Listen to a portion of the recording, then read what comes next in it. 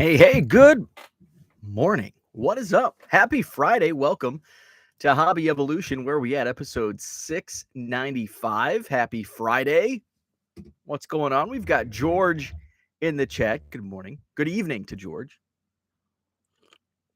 I've been up for almost 2 hours. 2 hours. I've been up for 2 hours. Did not sleep well. I got punched in the middle of the night for snoring.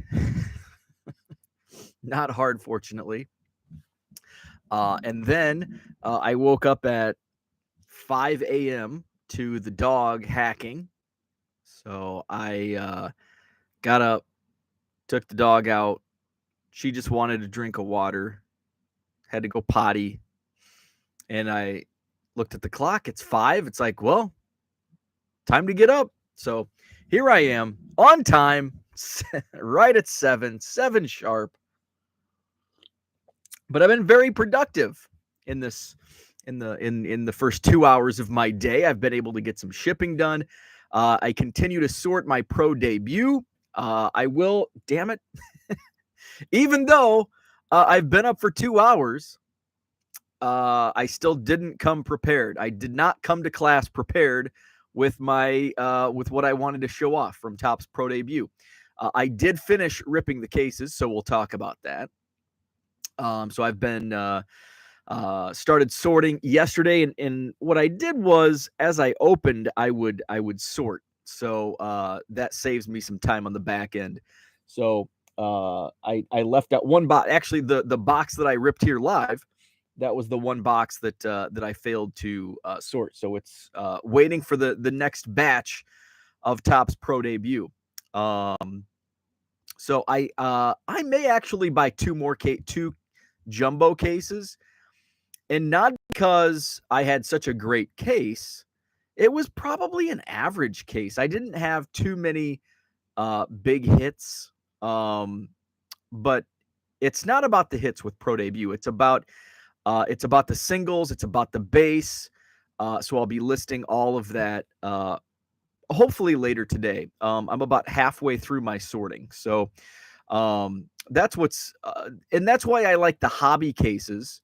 Now you get one extra autograph in Topps Pro Debut hobby cases, but the autographs, like most of them, are like $5 autos. So, but again, remember the boxes themselves are like 65. So, and if you hit a nice auto, it might be 50 to 100. Pays for the box. So you get one less auto in a jumbo box. So you get 3 autos in a jumbo box, but you also get chrome cards. And there's a chance at chrome autographs. Now, what I've been reading on some of the blowout forum posts, is that there's more color autos in the jumbo cases. However, I think I did pretty well with color autos. I pulled 2 insert autos, numbered to 25. I pulled a couple orange autos.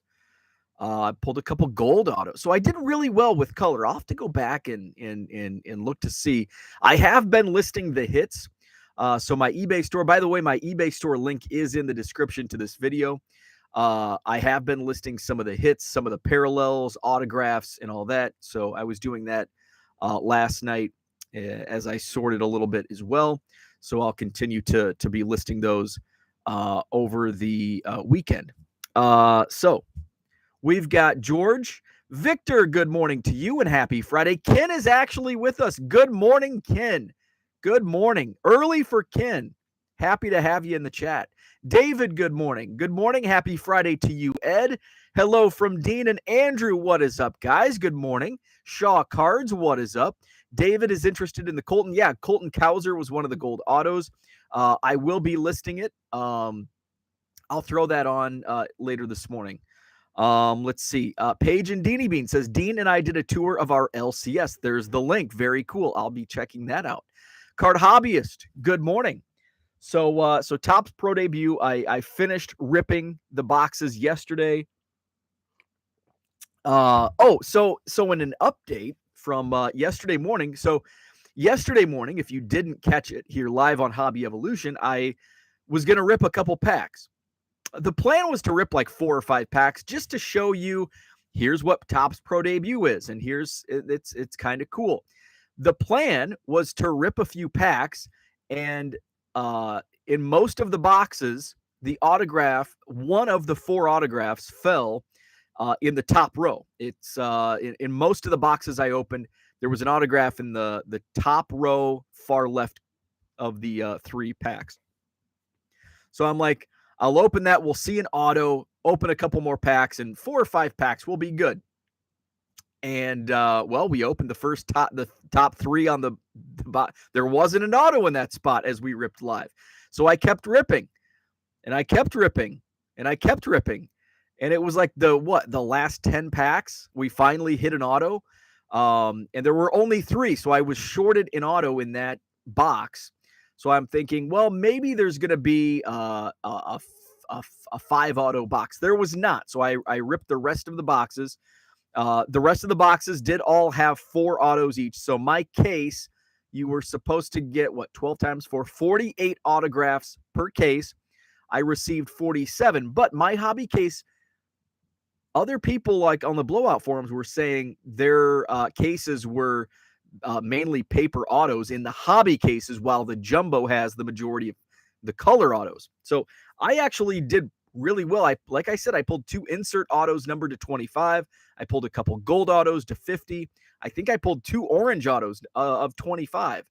I pulled how many Cubs autos? I think I pulled 5 Cubs autos of my 47, and 2 of those were color autos. James Triantos and who was my other Yohendrick Penango. So I think I did pretty well as far as getting color autos and in color parallels and all that stuff. So I think it was a good hobby case. It's just kind of giving me an appetite for more. So I'm definitely in for 1 jumbo case, which I'll get at my next Madison card show from Real Breaks. And I may say, Tom, can you bring 2? I might pick up 2 jumbo cases. Let's see. Card hobbyist Terry, good morning. Dan is with us. Dan, good. I'm glad Dan is with us because Dan tweeted something this morning that I wanted to touch on. John, what is up? That 70s card show. So I wanted to tackle this because it is October, and I'm a scary movie fan. So Dan tweeted, by the way, you can follow Dan at Korean Cardboard. He's also has a YouTube channel. So Dan wants some horror movie suggestions. Horror movies. I have to say horror because sometimes I don't enunciate properly, and it may come off as sounding like something the sex bots will be after. So Dan wants some horror movies for the month of October. Movies in the last 10 to 15 years haven't been great overall. More recent stuff I've seen: Get Out, Us, Midsummer, Hereditary, Antlers, Fear Street, It Follows, It, The Ritual, 1922, and some others, all the Conjuring, all the Insidious movies, Quiet Place, Sinister. So those are some that Dan has seen. And he's also downloading Cabin in the Woods and Deliverance, which, by the way, Cabin in the Woods was on last night. So, where's my stream? So I watched when I say I watch movies, it means they're on in the background as I sort cards or list cards or ship cards. So last night, Joyride was on AMC or whatever channel it is, which is one of my all-time favorite movies. I don't know why. It's not a very good movie, but I love road horror movies. The Hitcher from 1986, starring Rutger Hauer, one of my favorites. Dan, if you haven't seen that, I'm sure you have it. It's almost 40 years old, but it's a great movie. I love The Hitcher. So I like those road horror movies. So Joyride was a favorite of mine. It came out in 2001. I had was in college. Let's see. I think I was still, when it came out, I may have. I was either still working at the grocery store or I had just moved on from the grocery store. When did I? It was in 2001, so I think I was still working at the grocery store, which at the end of the night, I watched a ton of movies from 1996 to 2002. I watched like every movie that came out. Why? Because I worked at the IGA. We carried movies. And at the end of the night, and usually like weekends, it was pretty tough to get especially a newer movie. So that's when I had to rent like The Hitcher in 80s movies.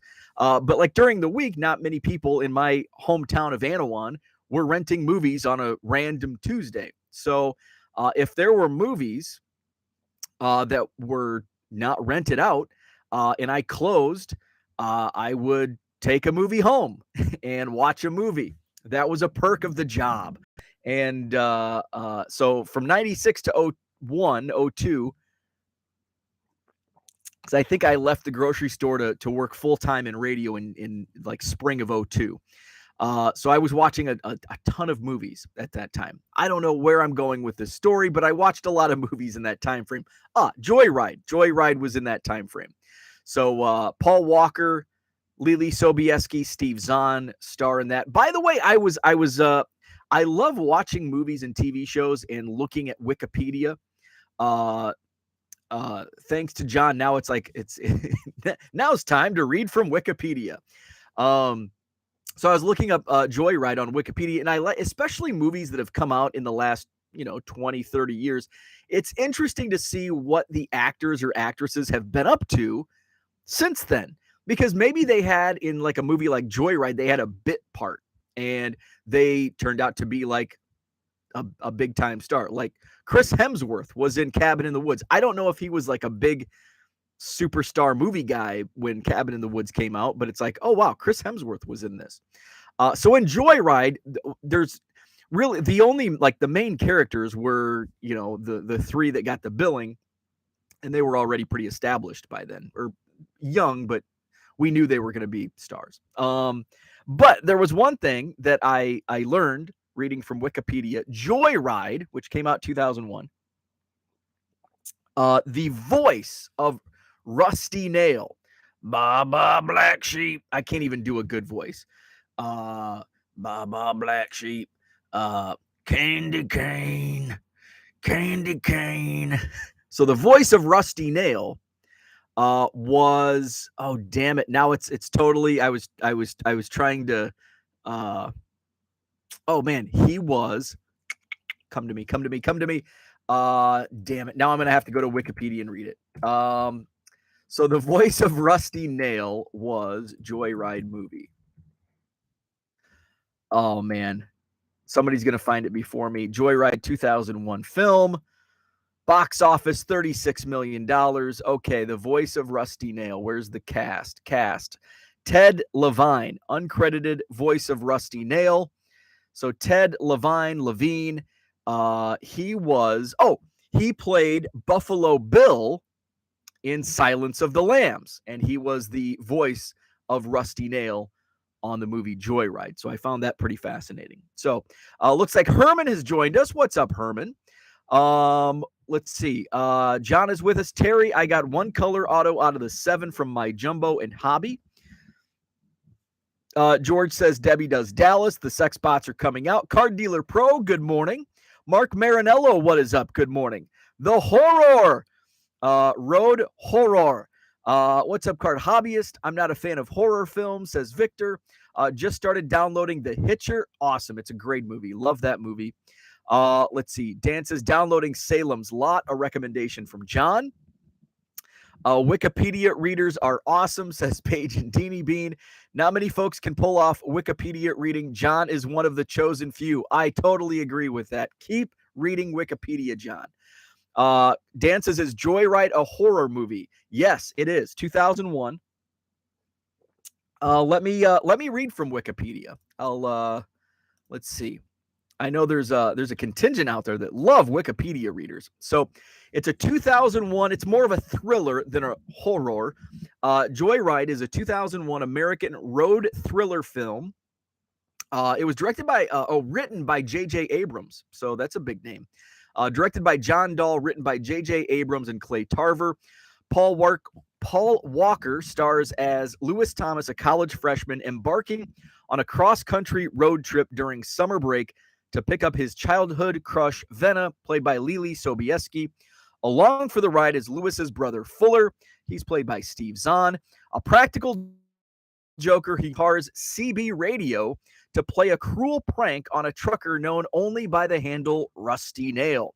The victim of Fuller's gag, a psychotic murderer, pursues them relentlessly to get revenge at any cost. The film was released October 2001 and received generally positive reviews from critics. So there you go. It's more of a thriller than a horror movie, and I don't know what's the difference between a thriller and a horror. And again, if you're just joining me, I really enunciate horror to keep the sex bots away, because sometimes I don't enunciate properly. So my definition of a horror movie is something like Friday the 13th, Nightmare on Elm Street. Like there's some gore to those movies. Saw. I think there's more of a gore factor. Halloween even has that. So I would say those are horror movies. And I guess there are some parts, and I will say in Joyride, there are some parts where it's like, ooh, like I was watching it last night and there was a part where like something went through a guy's leg and I'm like, oh, that hurts. Oh, and then your leg starts hurting. So it's a great movie. I say download Joyride 2001. I enjoy it. It's actually one of those movies that I can watch and it was on last night and it just came on. My wife had an open house, so she was working until like 6:30. So I made the dog some dinner. I made myself some dinner. We ate different dishes. And then as I'm fixing dinner, which by the way was stovetop stuffing. I made it with beef broth last night, and beef broth, that's tough to say. Beef broth has way too much flavor for stuffing. So I think if you're making stovetop stuffing and you want to make it with broth, you got to go chicken broth. Beef broth was just too much. It really took away the flavor of the actual stovetop stuffing. So there's my tip for you. So I'm like, I'm going to turn a movie on, and my wife wasn't home. I'm like, I'm going to turn on Joyride.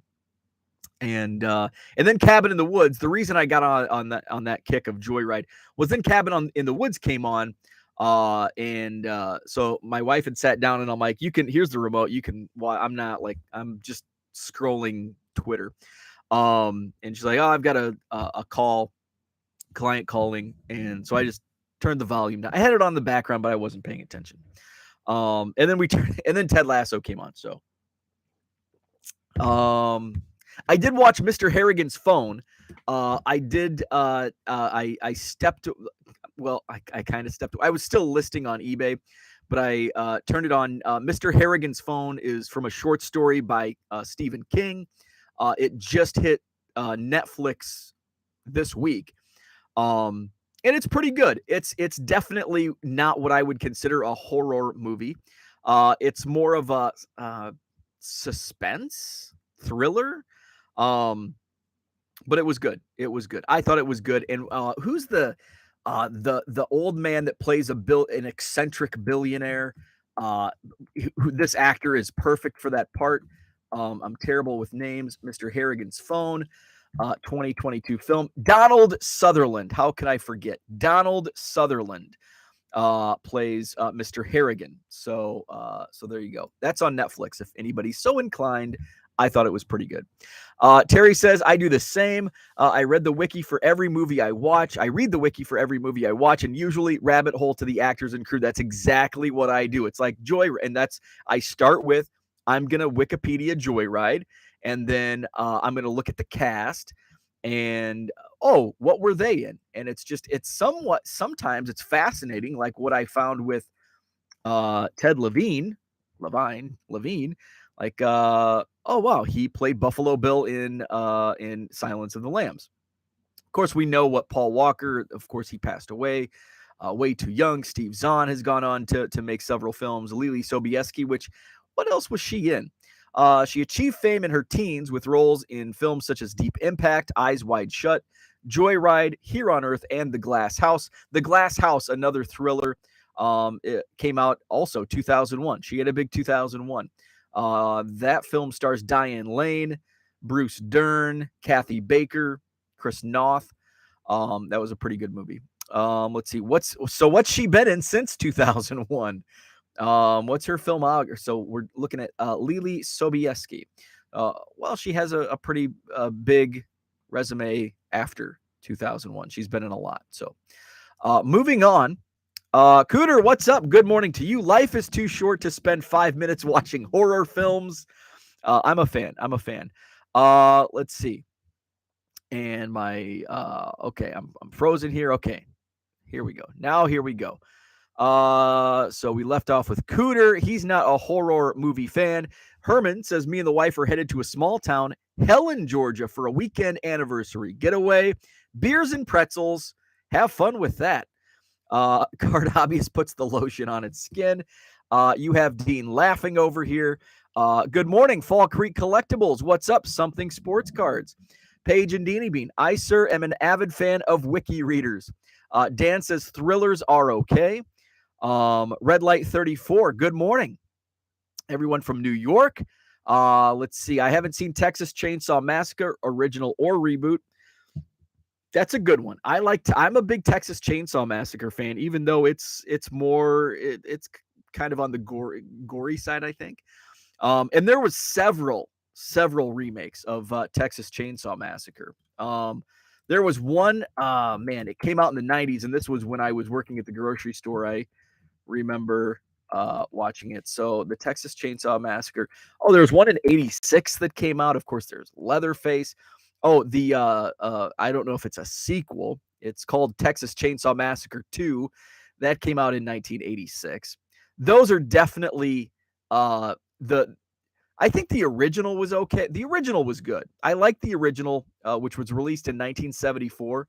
But some of the follow-ups are super cheesy. Like the number 2 that came out in 96.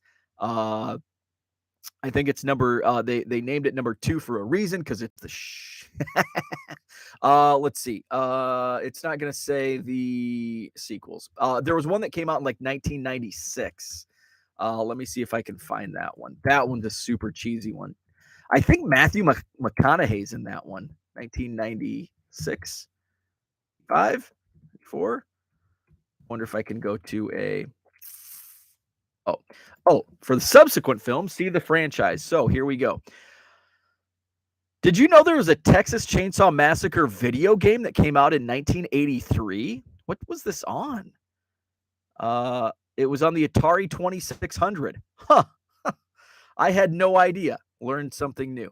Okay, so we've got the original came out in 1974. Then number 2 came out in 1986, which was also directed by, is it Tobe Hooper? Tobe Hooper. He directed that one also. Then you had Leatherface, the Texas Chainsaw Massacre 3. That came out in 1990. This is the one I was thinking of. Texas Chainsaw Massacre, The Next Generation, which came out in 1995. This was awful. And this was so bad. And look at who stars in it. Renee Zellweger and Matthew McConaughey. Matthew McConaughey and Renee Zellweger in Texas Chainsaw Massacre, The Next Generation, came out in 1995. The movie box pictures Leatherface dressed in drag holding a chainsaw. So it's that's if you're into cheesy movies, there's one for you. 1995's Texas Chainsaw Massacre, The Next Generation. Carby says, The Thing is my favorite horror movie of all time. I don't know if I've ever watched The Thing. Let's see. The Thing. The 1982 film, The Thing. Who was in it? Oh, it's John Carpenter. I'm a big John Carpenter fan. Kurt Russell's in that. Okay. That may be one that I'll have to check out again, because I'm sure I've seen it, but it's been a long time. Dollar Box, what is up? Let's see. Dan says The Hitcher is downloaded. May try to watch it this weekend. Excellent. I want to hear your take. I still have it on DVD. And I don't have a DVD player anymore. But it's one that it's also a movie that I can watch. When I first moved here to Madison, um, I didn't get cable. Like I went through times in my life where TV, like I didn't need TV in my life. Now I need TV in my life. And when I moved here, it's like, I don't need TV. So I went, man, several months without. I didn't. I didn't even have an antenna. So I moved here in June of 2014. And I wasn't even I didn't have. I had the internet. I eventually had the internet. It took a couple of weeks to get the internet hooked up. Because I was busy. But I moved here in June. I didn't. I went to Best Buy and got like one of those digital antennas, so I could get like the networks for football. And so that was in like September. So I went July, August. I went 3 months, maybe almost 4 months without any TV. So I just had a DVD player. So I would watch like the same 20 movies if I wanted to put something on TV. And then it was all downhill from there. And then I got Netflix and now we have like every streaming platform that is in existence. Let's see. Dan adds, I watched Gaia, a South African movie tonight. Strange movie. I've never heard of that one. SGC and PSA wars have begun. Yes, I see there is drop in prices. My guys over at 5-Star had posted a couple pricing updates, and I'm like, oh damn. Price wars between SGC and PSA. Ironically, and here I'm going to go on a little. Ironically, I had another dealer who sets up at my card shows reach out to me a few days ago, and he's like, and I'm not gonna share names or the exact text, but I'll just kind of paraphrase from these messages. But he's like, man, what's going on with slabs? Like, there's no value, and I'm like, yep. That's what happens. So he's like, random thought. Are you seeing a crazy amount of unsellable graded cards hitting the market? And I have, I've going back to like the summer card shows, I've been seeing more and more bargain slab boxes, $5 slabs. And we're talking like, I put out $5 slabs at a card show with like modern basketball Prism rookies, SGC 9s. I think there was even a couple 10s. So I said, the market is flooded. And he goes, what are people that invested all this money into grading junk doing? Hard to respond to that. I said, licking their wounds. And it's like, what will the decline in these prices, like, for me, it's good. Like I because I only grade for my PC. So I want cheap grading prices because I'm not flipping them. But if I were in that market, I would have been concerned a year ago, but it's these price wars, it's not going to save some of these slabs. Now, you're looking at vintage. There's always going to be a market for vintage. But when you're looking at like modern Prism rookies, base tops rookies, Wander Franco, Bull, Kobe White, that's where it's like the junk slabs in that all comes about. So it's interesting. The timing is peculiar. I don't know what's going on. I'm surprised in the drop in prices. I expected to see PSA dropping prices, especially for from where they were at, but I think the continue price decrease is confusing. I thought they would like keep it to club members or what do they call it? The set registry builders and all that. So it's interesting. Zach and Porter, what is up? Good morning. Kyle, what is up? Good morning to you. In honor of 1 million Cubs, I like to picture Bo watching The Boys of Zimmer on VHS instead of horror and Halloween movies. The Boys of Zimmer, absolutely. I do have a VCR. I picked one up at a Goodwill for like $5 because I had found in a box some old VHS tapes of like from my college days.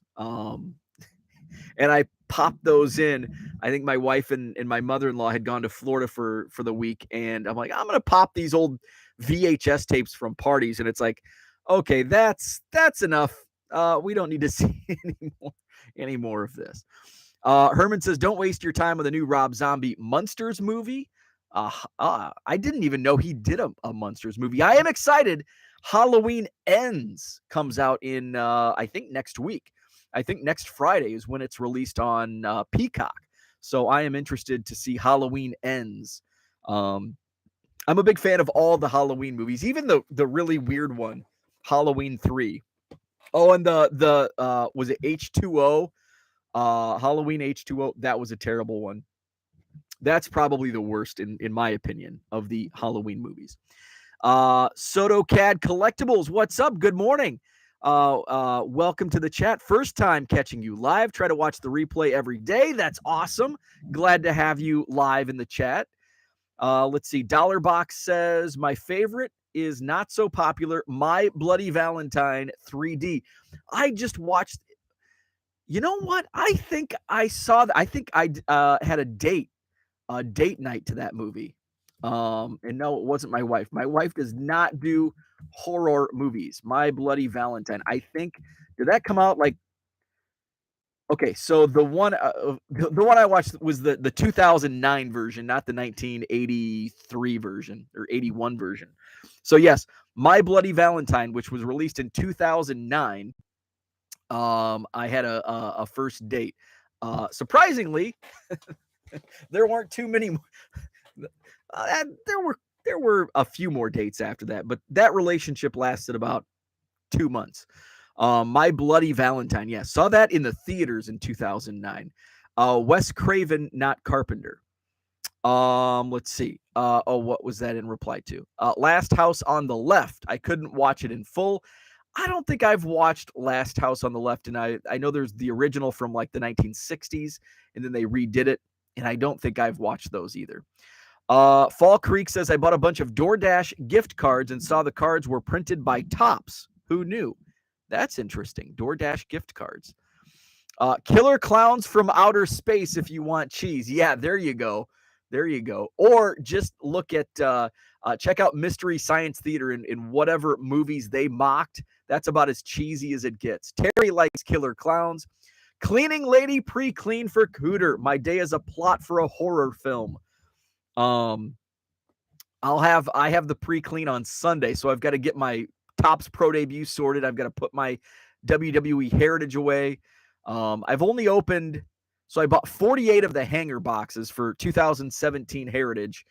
I opened 6 live, and then I opened a 7th box right after I went off, and I pulled the Alexa Bliss, and then I opened an 8th box. So I've opened 8 of the 48. The rest I'm probably just going to hold off because I want to get the Pro debut listed. And then I just may hold off opening until a cold day, which they're coming. It's 39 degrees right now. It's actually dropped a degree. It was 40 when I woke up. It's 39 degrees right now. Too dang cold. Let's see. Zach and Porter said, I didn't have cable all through working in radio, local and rented a ton of movies VHS for free from the library next to the gym, lived frugally, and you have to working in radio because I lived that life as well. The Dollar Box says cheap slabs is good. I've been able to start buying for my PC again. That's what I like, cheap slabs for my PC. But if you're in it to flip it, not good. Let's see. What's up, Terry? Good morning to you. Zach and Porter says, is it just a slab problem or the cards that are in them? Too many people with all these ultra modern slabs. That feels like the market that is crushed. It's both. It's actually both. Is it the slab per se? Well, not really, because if you put like a Mickey Mantle in a slab, it's going to increase the value. But if you put Bull in a slab, it's just a waste of money. So it's I think the biggest part is it's the cards that are in the slabs, and I think people there was a wave of people grading like base cards and Topps Now cards and stuff that there's just not a market for. I think that in turn there's like a flood of slabs, and I think that kind of turns off some of the others. And the market's softening. And we all know that. And most of us expected the market to soften from where it was at in 2020 and 2021. But I think the main problem is the cards that are in them. Like the basketball market took the biggest hit, and I know that well from the slabs that I bought and that I bought for 12 and flipped for 5. Oops. Abraham, what is up? Good morning to you. Dan says about to complete a 5-star cards PSA submission for 5 to 10 cards for the PC. Awesome. Shout out to the guys, Matt and Masood over at 5-star cards. Something Sports Card says, okay, more questions for you bulk upscale eBay sellers. How do you sort your cards to find them quickly when they sell? Any input greatly appreciated. Something else that I need to do videos. I need to write down like all the videos I need to make, including my first ever SGC submission, my first ever grading submission, which happened 3 months ago. So how do you sort to easily find? So, and this is a problem that I started experiencing. Ball wall video. Yeah, that's also. I haven't updated my ball wall, so that's why I just keep putting all my videos off. So I guess that's not an excuse. How do I sort? How do I organize though to find things efficiently? That's a problem I ran into. That I started running into the more and more I scaled up, and so I won't bore you with the details of what failed me. But what I do now is let's see. Oh, you can see right there.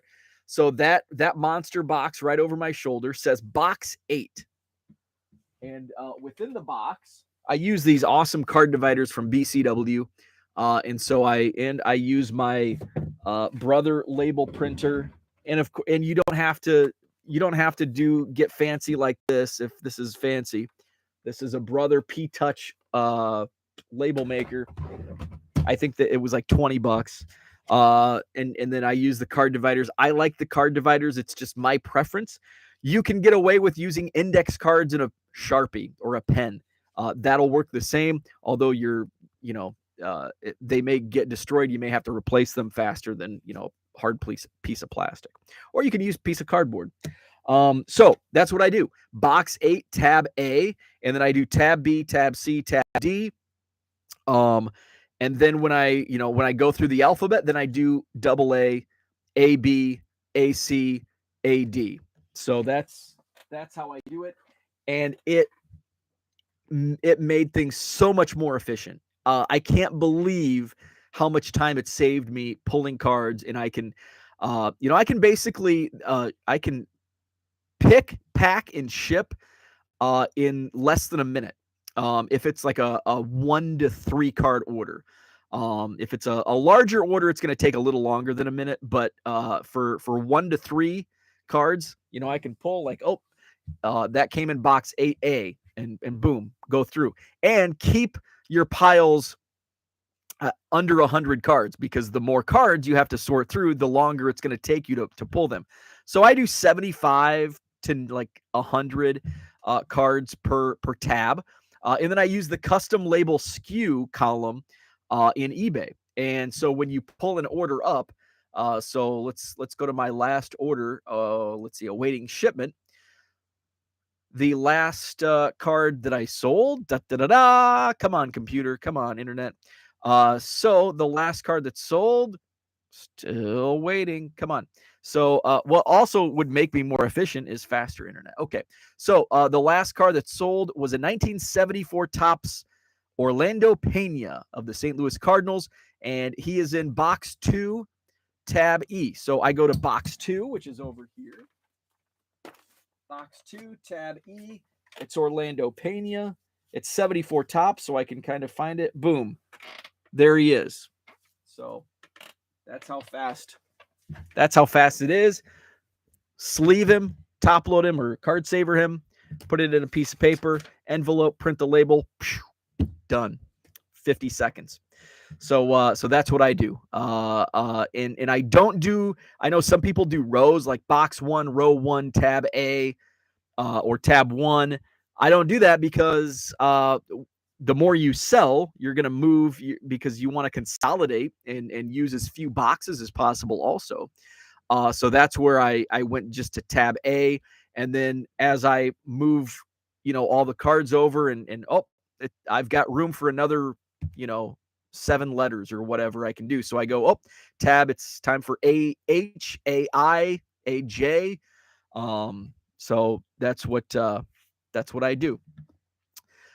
Let's see, where are we at? I think I saw Uncle Rich drop a comment. So there's the answer for something sports cards. Dan says I couldn't finish watching it because I found it too disturbing, just like Cannibal Holocaust. Cannibal Holocaust sounds disturbing. Abraham says not a big horror fan, but I loved Saw. I did enjoy the original, but then the ensuing films I did not really care for. George made money on Raw, Bull, and Top Shot. Remember Top Shot? Wow. Those were the days. Making money on videos. Bull.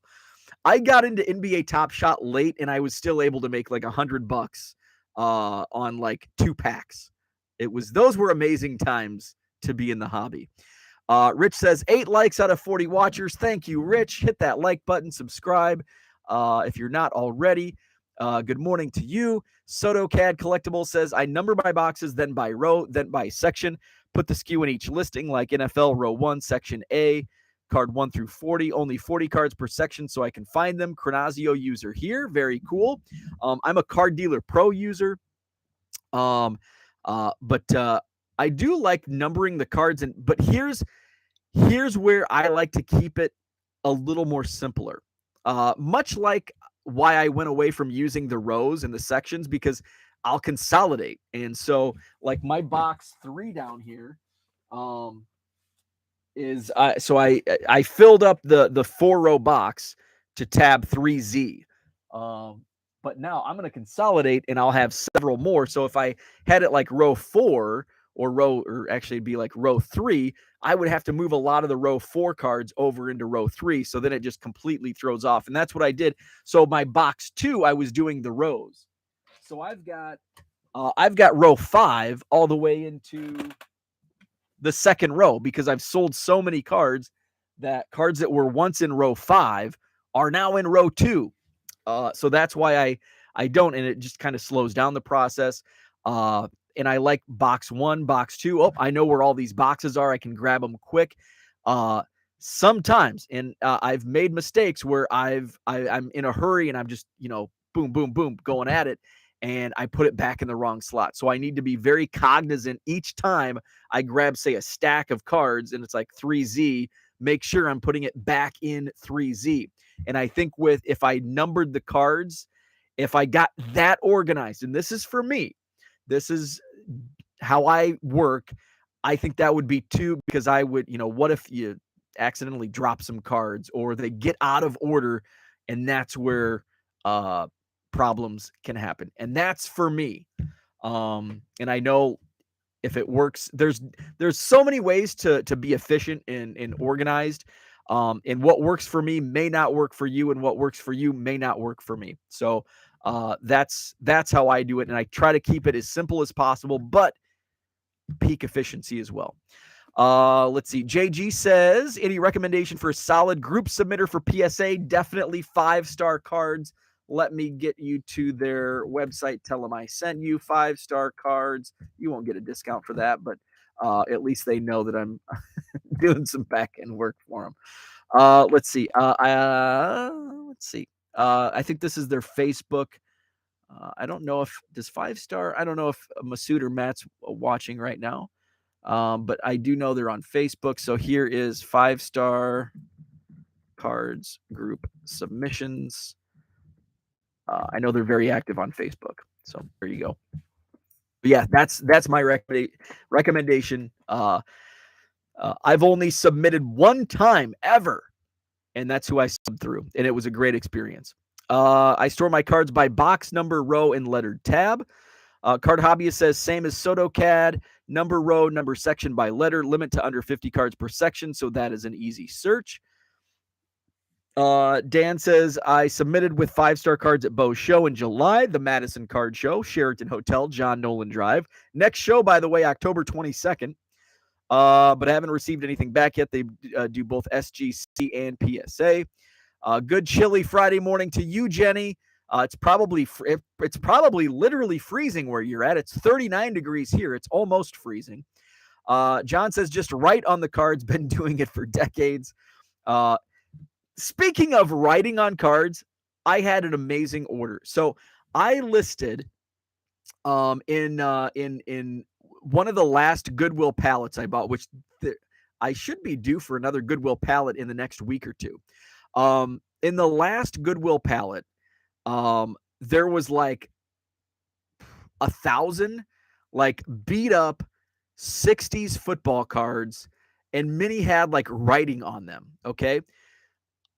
I've had them in my quarter box for like 3 or 4 shows, to the point where I thought they were going to be so popular out of the quarter box that I had a number in mind that this is what I'll sell. Like if somebody came in and says, I want all of these, I had a number in mind. Okay.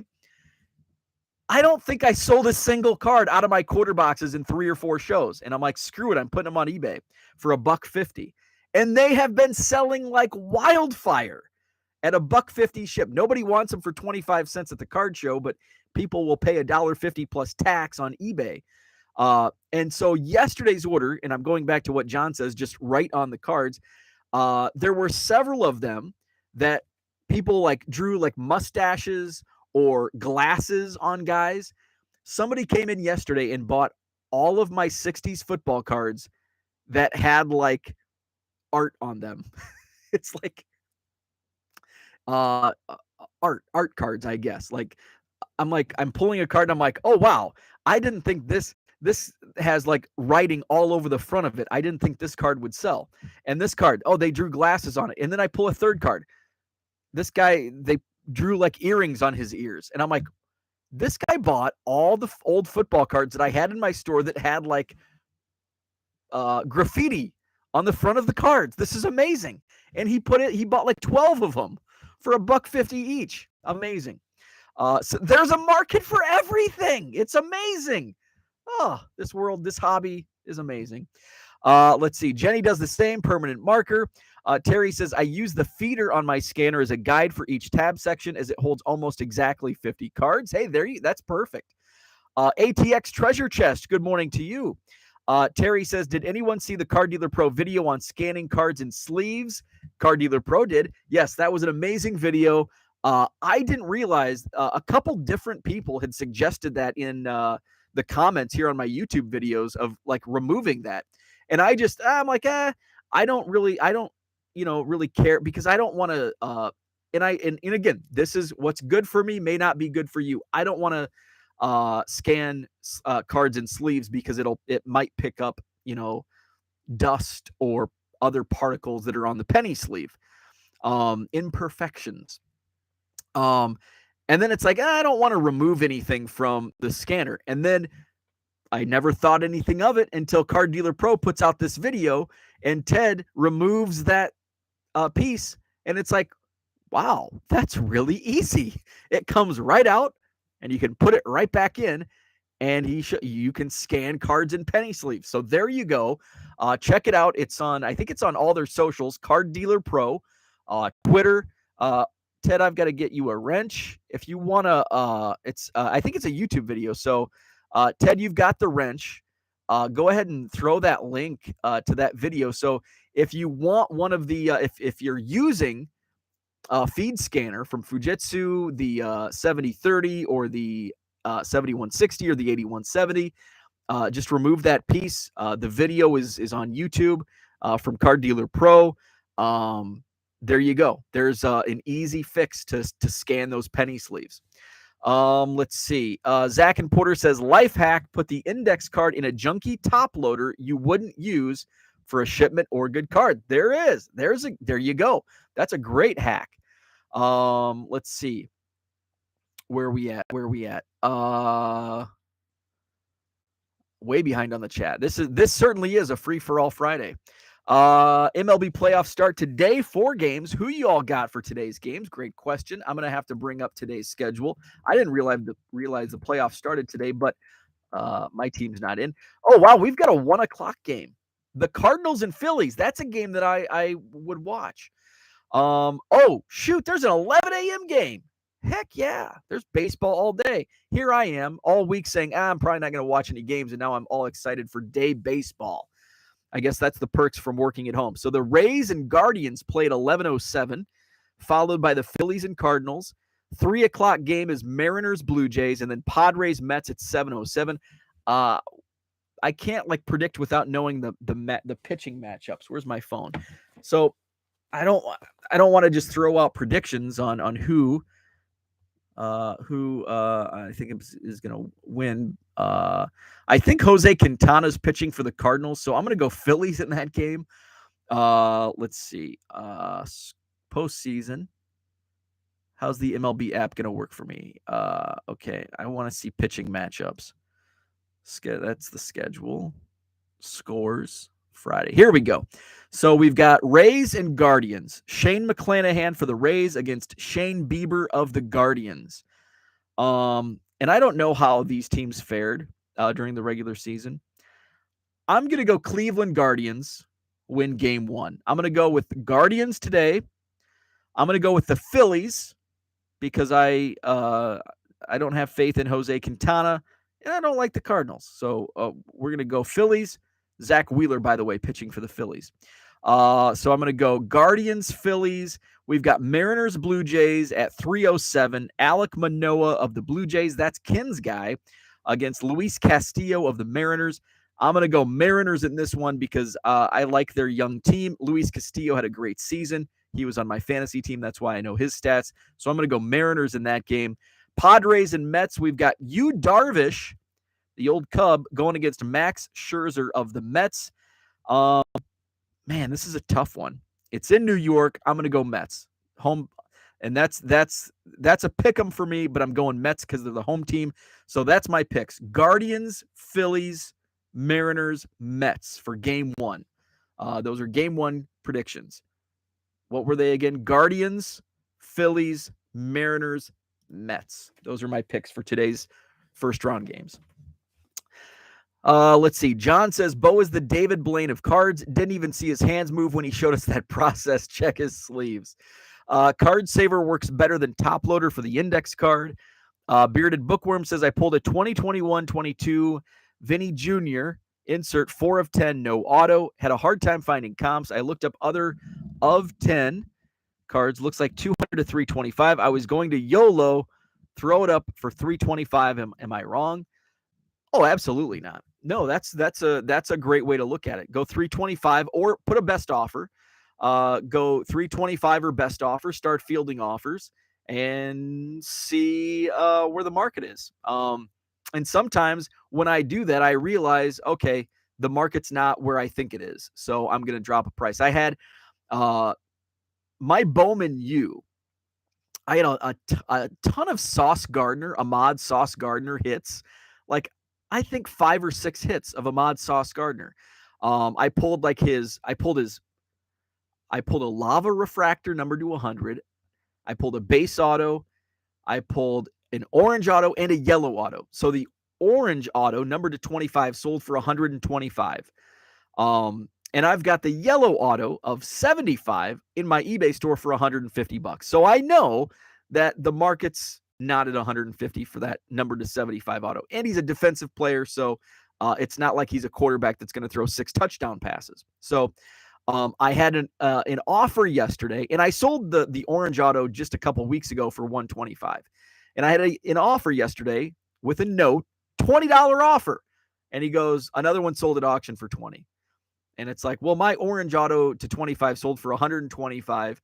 And I put that in the comment, and I countered at 85. I'm like, this is my best. My orange auto sold for 125. So I sent an $85 offer. So it's like we two can play this comp game. Let's see. Bo dipped that card. ATX treasure chest. I've also used small stickers that fit in the printer as well. Made about 1,000 on Top Shot. Card Dealer Pro here as well. effing card dippers. Let's see. Have a wonderful day to you too. Double dipping Daniel. You dip, Daniel. Why you a dip?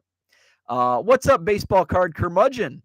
Closing in on 40,000 listings. Congrats. That's awesome. My listings keep declining because I've had some amazing sales days volume-wise on eBay lately. I woke up this morning to 70. I love seeing those big numbers on my eBay app. So 70 sales between 10:30 p.m. and 5 a.m. 70 sales. So let's see my quantity. It's been a great start to October. My sales dollars are up 29% over the last 30 days. My quantity sold is up 18%. Let's see. Let's go to yesterday and see. I'll just do yesterday's volume sold, October 6th to October 6th. 159 sales yesterday. So that was that's my 90-day average is around 87 or 88. 159. So let's see. Let's just go to October 5th and see if this has been consistent 2 days in a row. October 5th, 110.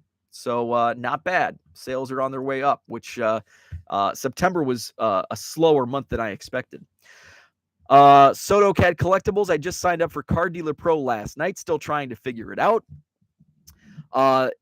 There's certainly a learning curve. I don't know if you've used File Exchange on its own, like just an Excel spreadsheet uploading to eBay.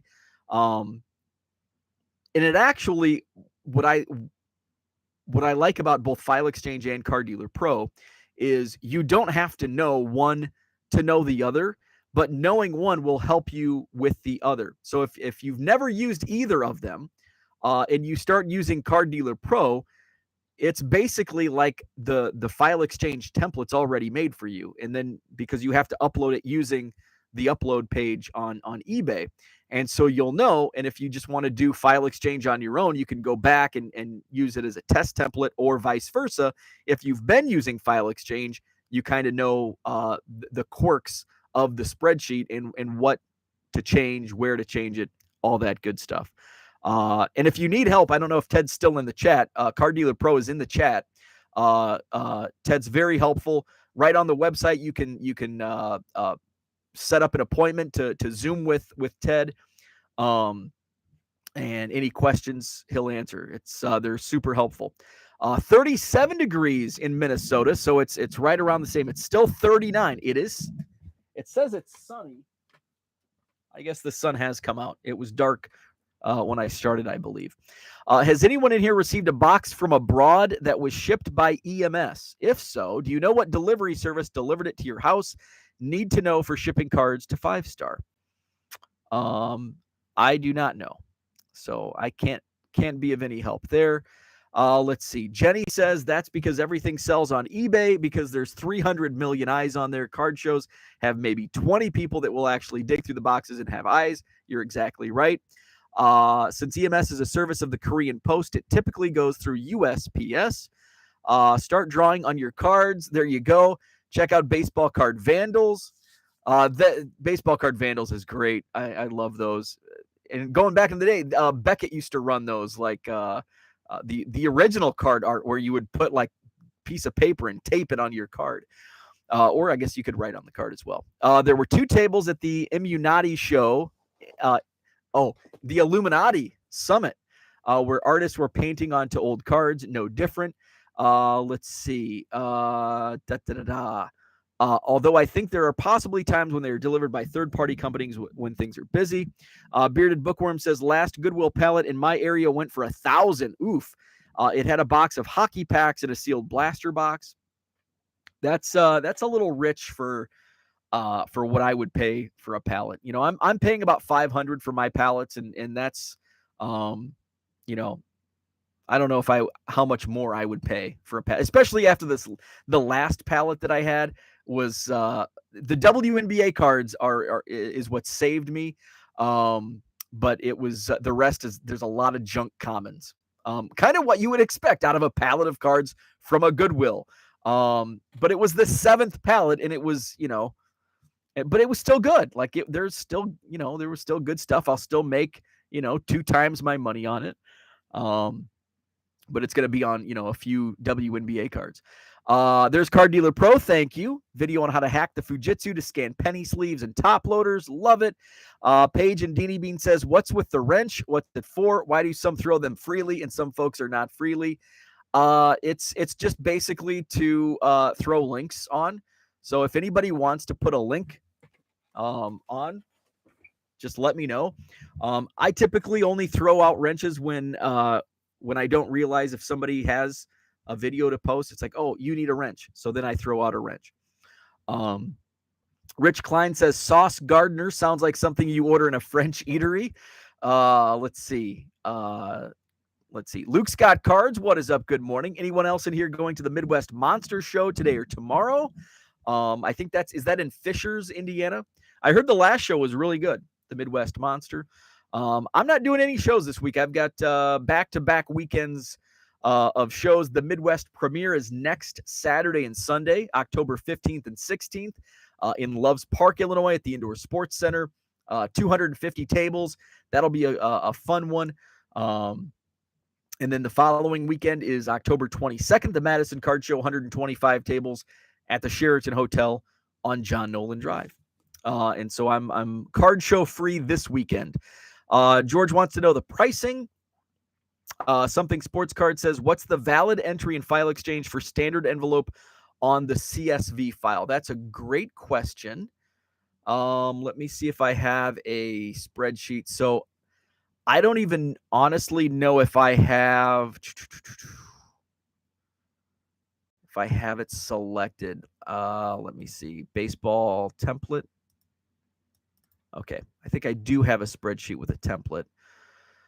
So this is your file exchange. Your file exchange values are going to vary because based on if you do free shipping or well, I guess that wouldn't affect the column though for standard envelope. Let me see. I don't know if I have the correct. Where's my phone? I'm going to check to see how it comes up on eBay because I don't think it actually comes up as standard envelope in my eBay. So my answer may not be what you're looking for. Let's see. Let's go to sold. Is my spreadsheet opening? Aha, it is. Okay, so let's go to shipping. So I think I just have standard. So I think I have shipping method standard. Let's see. Let's look at. I'm trying to figure out which one I know I have under the file exchange. This one I know for sure. So I have shipping method standard, and I will copy and paste exactly how it looks. Because remember, it's a spreadsheet, so it will be very finicky. So let's see. I don't like that eBay. I don't like change, and eBay changed like everything. So it's harder for me to see original listing. Okay. So, okay, shipping, returns, and payments. Okay. So mine says standard shipping. So basically, it doesn't say standard envelope shipping. It just says standard shipping. And then my shipping is free. So what I use for that is, I'm going to copy and paste it. So this is what I use. I don't know if this actually comes up, or I don't know if you want it to come up as standard envelope, but this is what I use. And I make sure to put shipped PWE in the description just in case. But most people get it. So let's see. George says, got some low roller vintage for the PC that I may shoot to you. Just subbed to Card Dealer Pro. Let's see. Red Light 34 says, do you sell your commons? So I try not to list too many commons because they don't sell very fast. But let me go through my I'll show you my last let's see if my last 5 will be any indication. And this is just, now again, I have 22,000 listings. So some of the last ones that I sold, a 2000 Fleer Ultra Katie Smith Minnesota Lynx WNBA card that sold for $2. Now I will list 70s commons. I sold that Orlando Pena 1974 Topps card. Those are hits. A 2021 Panini Absolute Mackenzie Gore. A 2017 Topps Archives Rookie Stars Alex Reyes. And then I sold in one. So one person came in and bought like 30 cards. A lot of must have been White Sox fan. A 91 Stadium Club Robin Ventura. 86 Donruss Highlights John Cangelosi. A 2003 Fleer Platinum Mark Burley. A 93 Topps Carlton Fisk. So those are the type of transactions. That's what I'm aiming for when I list some of these cards. That somebody comes in, a White Sox collector, 91 Fleer box bottom Melito Perez. And so he ended up spending almost $25 on, what most of us would refer to as common cards. So yeah. But now, am I going to list a 1990 Topps John Cangelosi, Nelson Santovenia? No. But are some commons listed? Yes. Luke Scott Card says it is in Fisher's. Tons of tables. Very cool. Let's see. Jenny says, I sell literally everything. Literally everything. 89 Topps Steve Sachs. Sold it yesterday. That's awesome. Let's see. Dan talking to George. John says, never bet on the Phillies. Fool. George says, let's see. He's talking to Dan. Zach and Porter is back. Porter and I want the Eagles to win the Super Bowl. Let's see. Donovan says, Car Dealer Pro, guess you saw my video to Don Caruso. Glad it works on the new Fujitsu as well. That is awesome. Donovan, I think, was one of them that mentioned take that piece out. Let's see. Card Hobbyist says, stars, semi-stars, inserts, parallels, rookies is all I list. So I will list commons from like more rare, like the John Cangelosi 86 Donruss highlights. I had a box set, so I'm just going to list all these cards, and they sell pretty well. I'm selling a ton of Panini Cooperstown. This I've probably sold half of what I listed. In fact, I shipped, I think, 2 cards from that set this morning. So those are some of the tips that I can offer. Is Topps Archive sells really well. Some of cards, modern cards of Hall of Fame players, like that Panini Cooperstown. I sell through those. The Swell Baseball Greats. Those are the types of cards that sell really well that you see in like a penny box or a nickel box or a dime box, or you buy in bulk for less than a penny a card. Those are some of the things you can pull out, sell for $1.50, $2 per card on eBay. Jenny says, I don't think Bieber wins the game today. McClanahan has been a beast this season. Put his rookies up and they will be gone in a week. Very nice. I don't know either of their stats. I just know Bieber from 2 years ago had a really good season. Terry says, I don't filter out too many cards with 60,000 listings. There is room for them. I can remove them when I get closer to my limit. And that's a great point on, like, we're scaling up, and I know Terry does bulk. ATX says he's at 40,000. So that's kind of my thought process. And I'm starting to think more and more. And I've begun like crunching numbers. Do I go to an anchor store? Which I believe is $300 a month. But you get what is I can't remember what the price, it's like 175,000. And it's like, okay, and then you have to start doing the math. Okay, how many at 10 cents per listing? When am I going to hit?